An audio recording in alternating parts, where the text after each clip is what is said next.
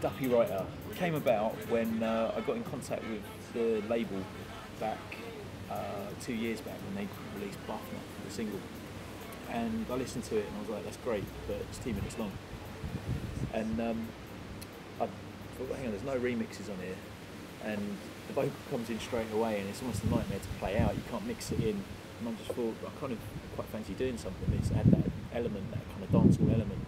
So I gave him a shout and I basically said, you know, I'd like to do a sort of dancehall style remix of this, and they said, no, you're too late, you know, it's already come out, but you fancy doing something with the next one, which was Again and Again.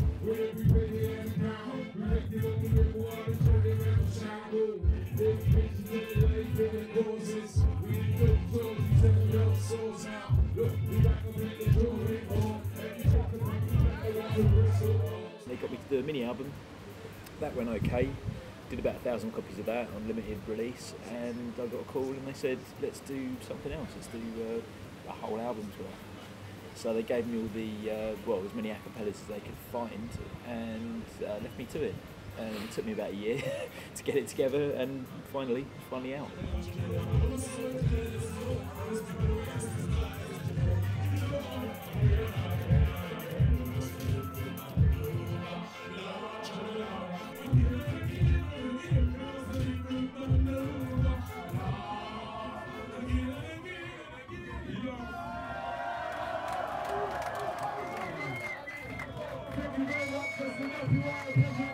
You know, Rodney plays big spaces now, you know, does a lot of festivals and things like that, so it's probably, for a lot of the people there, they hadn't seen him do that in like 10 years maybe, in front of 100 people all packed in like sardines. I hope you like the taking it back to basic style.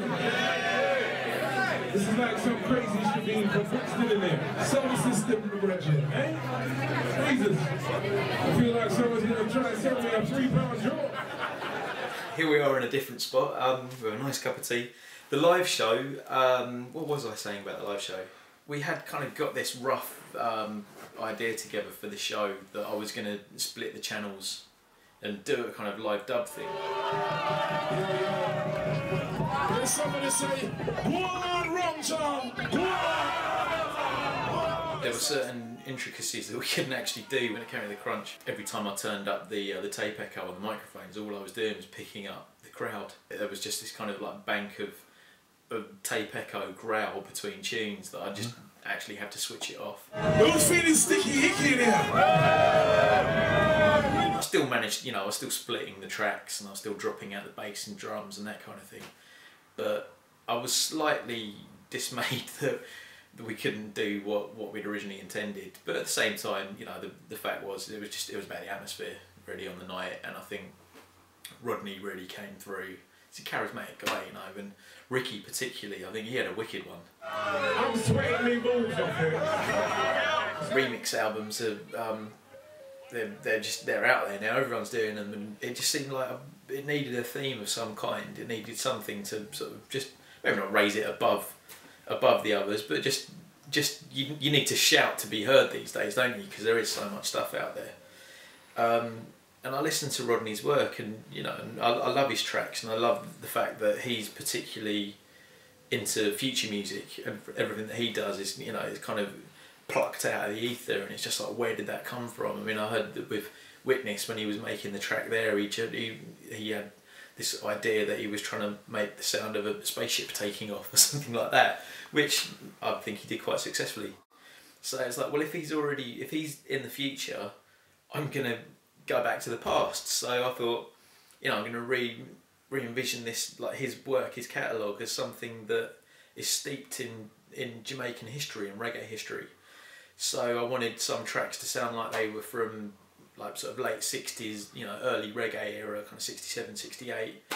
and others to sound like they're from the early 90s dancehall, and that kind of ties in with the sort of UK hip hop, like in the first big phase of UK hip hop with London Posse, Gangster Chronicle, and stuff like that.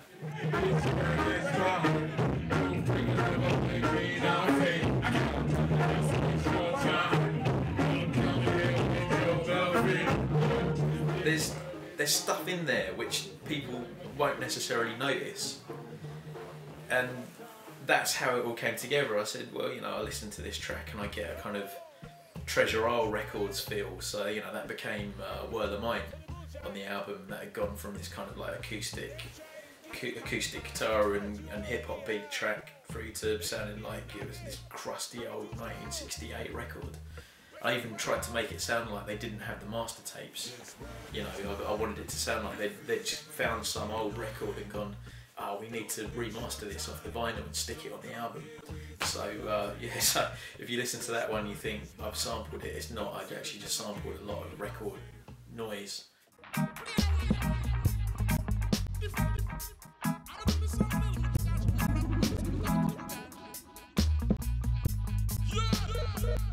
I particularly like Duppy Writer off there, just because I tried to get that kind of old UK reggae vibe, and I think that was one of the ones that's most successful. And also that's one of my favourite eras, that kind of like early 80s kind of. I mean, I know a lot of the Green Sleeves releases were actually Jamaican, but it still had a certain Britishness about it. That kind of sparse reggae feel to a lot of like John Joe Law's productions. And I looked at that and I wanted to recreate that, and I was really quite happy with what I did. You make me want so foolish. I know I shouldn't do this. I know you're not that prudish. You make me lose my coolness. It's evident in my crave for nature. Love you like cooked food. I want to roast and make out. The cover was, I just got a call from guys at the label. They said, got any ideas for the cover? And I said, well, maybe we should go for something like the old classics, just to give it that final touch. And I'd written up a blog on one of the sites that I do stuff on, and I'd done a bit about Tony McDermott and my favourite covers that he's done for Green Sleeves and Mad Professor and people like that. And I think it was Will, who runs Big Dada, actually said, why don't we try and get a hold of Tony? So we did. We actually had the guy that mastered all the Green Sleeve stuff as well, Kevin Metcalf. He was doing the mastering. I'm sitting in there and he mentioned him and he was like, oh, I've got his number here.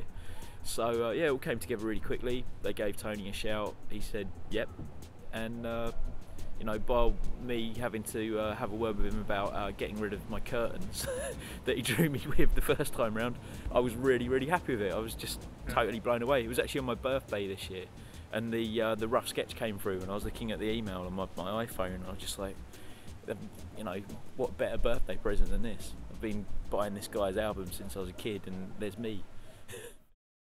If you're drinking 10 and you just sober, got a hole in your sock, you better soda out. No shame in my game, put the boy in the car, with the movement strong. Yes, we want human lady love. As a Londoner, like living in this town, it's a pretty cosmopolitan place, and it's quite easy to experience reggae music and black music in general. I think that's been an important part of London soundtracks, probably since the first people arrived there of Windrush and like sort of post Second World War.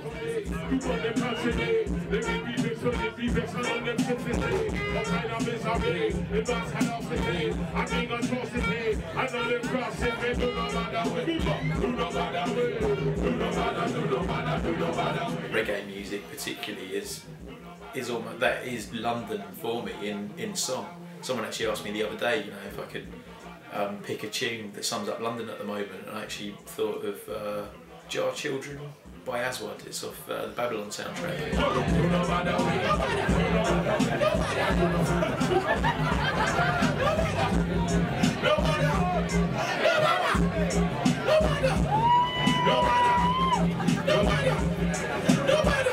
Like tracks like that, and Mad Professor, the whole Arawa sound for me is very much a London thing.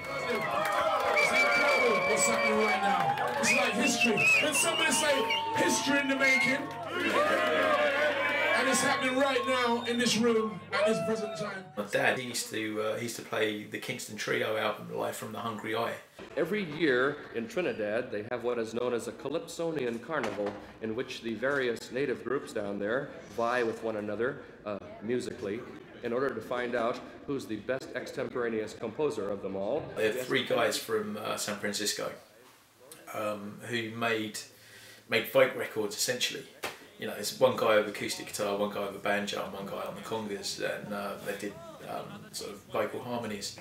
And they bought into every style of folk possible, so they play a lot of calypso. And on this particular album, they did a cover of Zombie Jamboree, which I really particularly liked.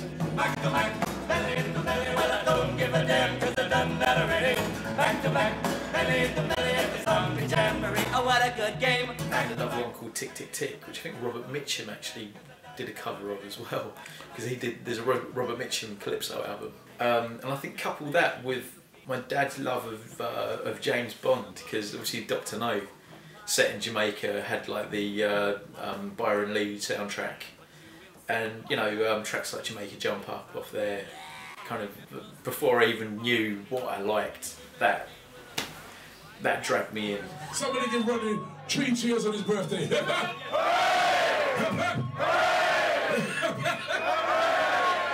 Looking at the reviews so far, I saw one review that says the most perfect reggae album of the last 30 years. Oh yes, I think that's not a bad review. Yeah, I mean that's pretty good. I wouldn't go that far. I mean, I'd go as far as you know, maybe sending him a few of my favourite reggae albums the last 30 years. But it's, yeah, you can't really complain when someone says that. I was pretty touched. Well, in all seriousness, thank you for coming down. Don't go anywhere. We've got Don next coming up in a bit.